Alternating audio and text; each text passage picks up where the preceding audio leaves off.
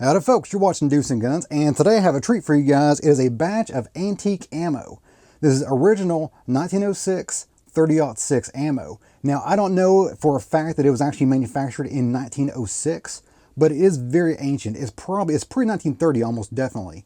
And more than likely, it predates 1920, it might have been manufactured right after World War I. I got a good deal on this because it is water damaged, unfortunately, or I'm not sure if it's too much water damage, but it definitely had seen some better days. There's a close-up of a dirty one, but here is a cleaned up version. That's a cleaned up 30-06 here. Per the original seller, this is supposed to be an unfireable collector's item batch here.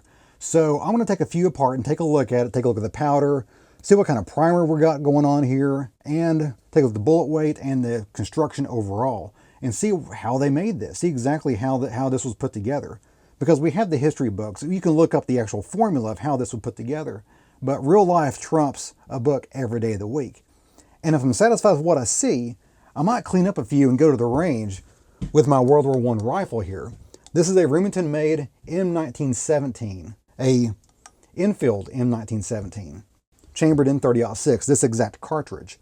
So I may take this out to the range and see what she'll do. If this fires at all, I have no idea.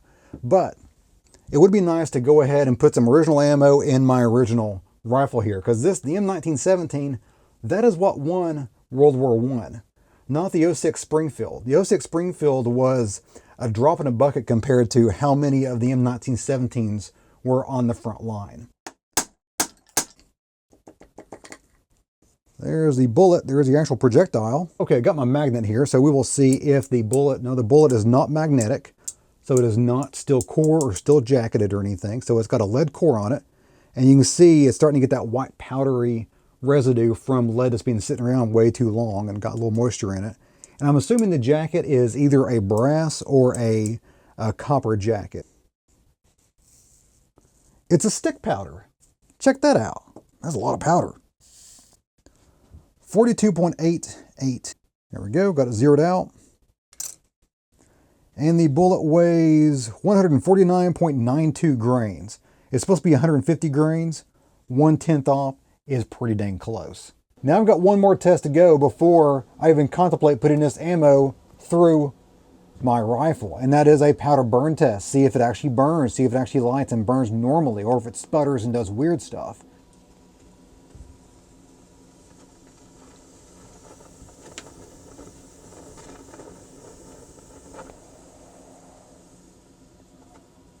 There we go. So yeah, I think I want to clean up some of these cartridges, load them up in the old M1917, and take them down to the range. So you'll see that right now. 2650. That's pretty much exactly what I expected. Some of my old stuff here. See what that does.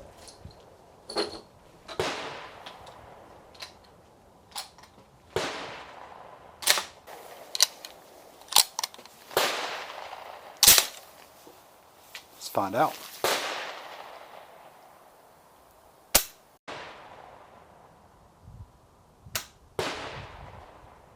I was afraid of that. Alrighty folks, I went down to the range and unfortunately as these rounds sit, they are duds. The primers are just, they're ruined. However these were stored, that killed the primer. So what I did was I took the powder and bullet out of the antique case and I put it into a new case with a new primer. And the very next day I tried out those rounds.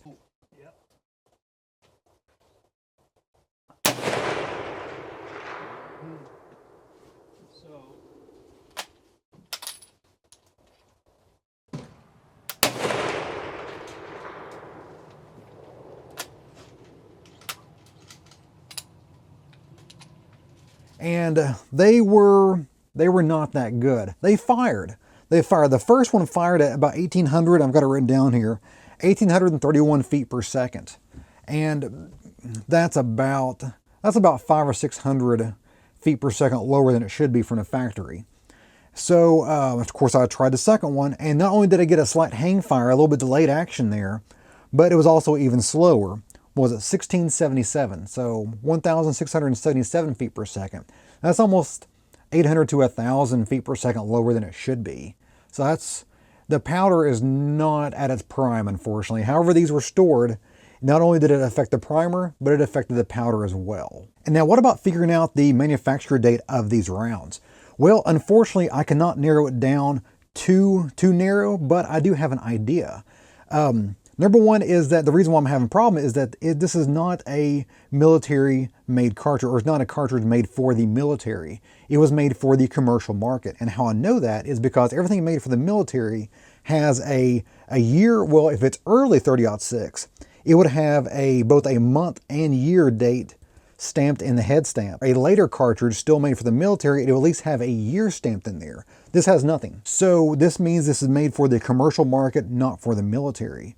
Also, it is made in such a way, the bullet it mimics the old original pre-1926 30-06 round, because they had a 150 grain flat base bullet back then. Then they moved over to a boat tail style bullet until the late 30s, in which they went back to a flat base bullet, but it was a little bit heavier. It was like 152 grain bullet. So this mimics the early version, but on the box, which the box does not make any mention of the date as well. Of course, you've already seen a close-up of that. And it makes mention of both the 1906 Springfield, of course, that would be what this cartridge was designed for practically. And it also mentions this fits the Winchester Rifle Model 54. And that rifle was made between 1925 and 1930. So you know this was at least made after 1925. So more than likely this was a commercial round that was made later on to mimic the original 1906 30-06 round for the commercial market. Now, while researching the history on this 30-06 round, I found a whole slew of information, a slew of history, and reasons why things were changed when they were and why. It's very interesting, very fascinating, and I will do a video on that shortly, but not in this video, because that information will make this video 20-25 minutes long, and I wouldn't watch that. I don't expect you to either. Well guys, that's it for me today. I hope you enjoyed it. If you did, give me a like and go up, subscribe. A lot more of this on the way. And if you have any comments, questions, or show ideas, leave that in the comment box below the video. Again, you guys have a great day. See ya.